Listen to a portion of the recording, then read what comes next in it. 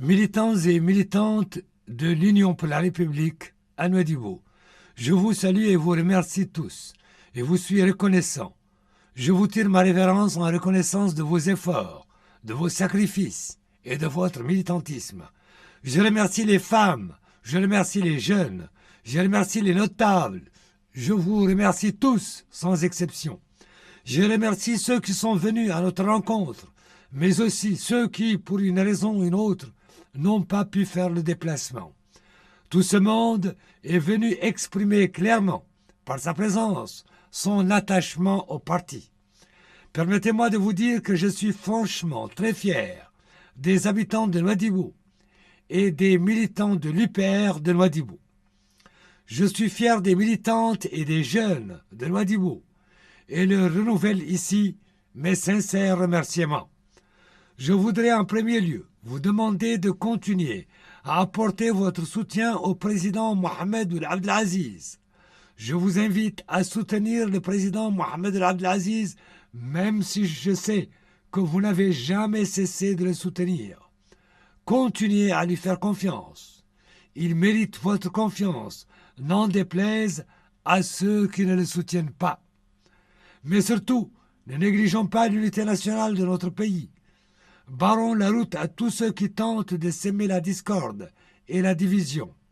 Nous sommes tous des Haratines. Nous sommes tous des Négro-Mauritaniens.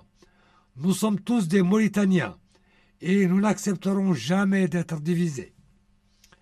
N'acceptons pas qu'on nous divise. N'acceptons pas les discours de ceux qui prônent la violence et la haine raciale. Ceux qui tiennent de tels discours et invitent les citoyens à les suivre sont ceux-là même qui sont perpétuellement en quête d'un bateau sur lequel ils peuvent embarquer clandestinement pour l'Europe. Là-bas, ils vivront en demandant l'aumône dans les villes occidentales. C'est une tentation, une humiliation à laquelle nous devons résister. Voir des Mauritaniennes mendier à l'étranger est quelque chose de frustrant, de révoltant. C'est un tel projet que les détracteurs du pays entendent réaliser ici, en Mauritanie. Nous devons nous atteler à préserver jalousement notre unité nationale.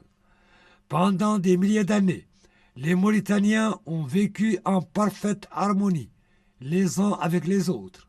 Des Arabes, des Négro-Mauritaniens, bref, toutes les composantes de notre pays ont toujours vécu ensemble, la main dans la main.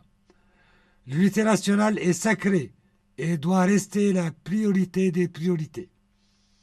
Vous venez d'exprimer clairement par cette présence votre attachement à l'unité nationale.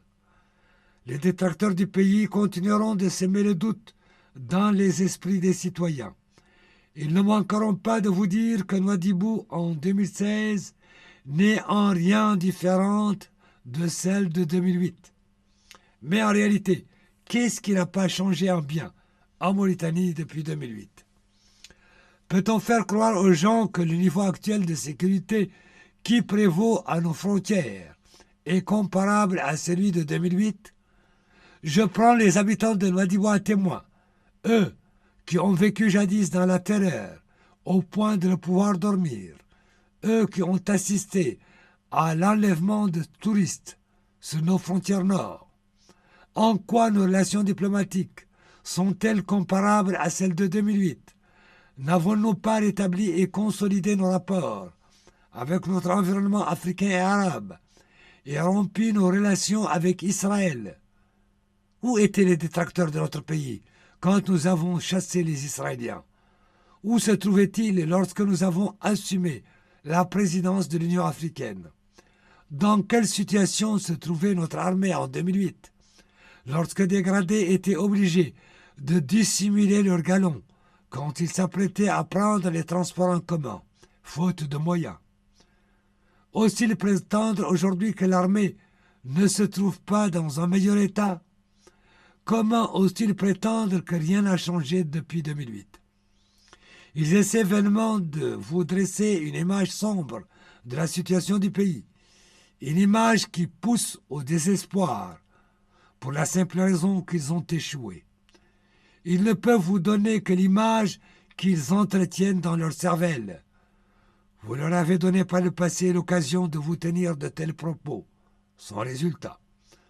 Voyez vous-même, ils disent que rien n'a changé à Nouadhibou depuis 2008, que ces routes et avenues existaient à l'époque, alors qu'ici, tout le monde travaille et que les opportunités d'emploi ne manquent plus. Des chantiers sont ouverts en bordure de chaque rue. Des travaux sont en cours dans chaque coin et recoin de la ville. Nouadhibou est devenu le cœur palpitant d'une zone franche. C'est là l'œuvre du président Mohamed Ould Abdel Aziz, le bâtisseur. Nous sommes tous les témoins de la renaissance économique en cours dans les secteurs de la pêche et de l'agriculture, mais aussi dans d'autres domaines encore. Des avancées spectaculaires que nos détracteurs s'acharnent à nier. Ils persistent à nier les succès diplomatiques obtenus par la Mauritanie, le cas de l'organisation réussie du sommet de la Ligue arabe et de la présidence de l'Union africaine. Ces succès, de leur point de vue, n'ont pas eu lieu. Rien que des histoires inventées par nous-mêmes. Ce refus de voir la réalité en face s'applique aussi à la lutte engagée contre la pauvreté et les moyens mobilisés pour l'amélioration de la qualité de la vie de milliers de Mauritaniens qui avaient du mal à se procurer des moyens de subsistance. Les poissons étaient exportés d'ici vers l'extérieur, sans possibilité pour les populations de s'en procurer sur le marché local.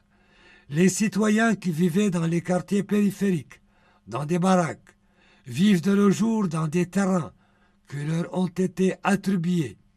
Cela, prétendent nos détracteurs, une autre chose que nous nous plaisons à faire croire aux citoyens. Les 7 à 8 000 familles qui vivaient, il y a de cela quelques années encore, dans un environnement infesté par les puces, n'ont jamais existé. Pure invention de notre part. Nous étions obligés de transporter des insecticides dans nos bagages chaque fois qu'on se rendait à Nouadhibou, où les puces abondaient. Aujourd'hui, nous vivons à Tarhil, dans une zone franche, dans une ville moderne, dans un pays moderne. Nous sommes en compétition avec le reste du monde. Des dizaines d'années durant, les richesses de ce pays étaient pillées et vendues à l'extérieur, sans possibilité pour les citoyens d'en tirer le moindre profit, sans possibilité d'accès à quoi que ce soit, même pas à l'électricité. Vous n'avez pas accès à la santé, aux soins dont vous avez tant besoin. Alors que la ville ne cessait de croître. Je parle de la situation qui prévalait à Nouadhibou en 2008 et non pas de la situation actuelle. Qu'ils nous disent où se trouvait Nouadhibou à cette époque. Ils se moquent de la création à l'EMA d'une usine de lait. Ils veulent que nous continuions à importer le lait de l'extérieur. Ils se moquent de notre volonté de cultiver le riz, de cultiver le blé. La construction de l'aéroport international de Nouakchott, avec nos idées et nos moyens propres, n'est pour eux qu'une simple plaisanterie. C'est le cas également de la percée réalisée dans le domaine de l'énergie. Ils refusent d'admettre que les progrès réalisés dans ce secteur sont excellents. Les populations sont là pour témoigner des avancées économiques et sociales. Qui d'entre vous a peur de dire la vérité? Qui d'entre vous a peur de dire la vérité? Qui parmi vous attend d'être récompensé en contrepartie de son militantisme? Qui d'entre vous n'est pas venu de son propre chef à ce meeting? Qui parmi vous a été contraint de faire le déplacement? N'êtes-vous pas venu par conviction? Dans ce cas, dites haut et fort que vous êtes là pour exprimer votre soutien inconditionnel au président Mohamed Ould Abdel Aziz. Vous l'avez fait et vous le faites toujours par conviction et non pas de peur d'être inquiété le moins du monde. Vous avez le droit d'exprimer librement votre choix, sans contrainte aucune. Tous ces citoyens ici présents ne peuvent être considérés comme étant de simples plaisantins. des figurants. Non, c'est stupide. Personne ici n'a peur. Nous n'emprisonnons pas et ne torturons pas. Nous sommes les promoteurs d'idées claires et de convictions profondes, et sommes convaincus que notre soutien demeurera inchangé tant que nous continuerons à répondre à vos attentes, à satisfaire vos aspirations. Nous n'emprisonnons pas et ne torturons pas. Nous sommes les promoteurs d'idées claires et de convictions profondes, et sommes convaincus que notre soutien demeurera inchangé tant que nous continuerons à répondre à vos attentes et à satisfaire vos aspirations. Et doutez-vous bien que nous persisterons à vous servir tant que Dieu nous prêtera vie. C'est ça l'enseignement que nous a donné le président Mohamed Ould Abdelaziz. Ce sont là les orientations et la volonté du président Mohamed Ould Abdelaziz. Nous demeurerons à vos côtés et mettrons tout en œuvre pour améliorer vos conditions d'existence.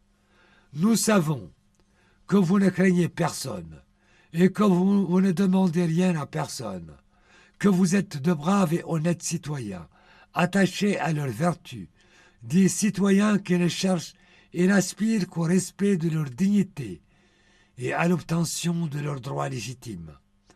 Je salue la jeunesse, les militants et militantes de l'Union pour la République ici présents. Gardez la tête haute. Vous n'avez fait de mal à quiconque. Gardez la tête haute. Vous n'avez jamais fait de mal à quiconque. Vous n'avez jamais emprisonné une personne. Il n'y a aucun détenu politique dans vos prisons. Vous n'avez jamais tué quelqu'un. Vous n'avez jamais confisqué les biens d'une société. Vous n'avez jamais prononcé la dissolution d'un parti politique. Les libertés sont consacrées. Pour preuve, nous sommes quotidiennement l'objet de diffamations, d'attaques et d'injures. Nous n'en avons cure, persuadés que vous savez faire la différence entre la vérité et le mensonge, que vous nous apportiez votre soutien par conviction, que vous ne craignez personne. D'ailleurs, nous ne possédons pas les moyens de faire peur aux gens ou de les allécher. Nous sommes les promoteurs d'idées nouvelles et non pas des personnes en quête de biens.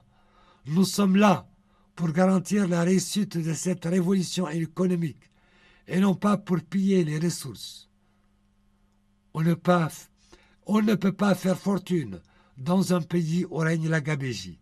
Jamais ils n'ont levé le petit doigt du temps où la gabégie.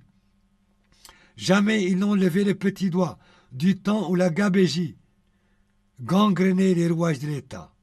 Nous sommes en mesure de répondre aux attentes dont nous sommes victimes.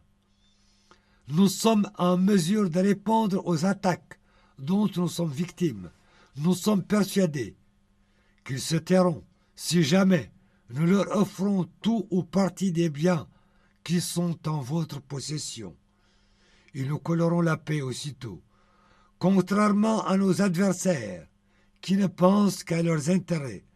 Nous avons le devoir de servir notre peuple.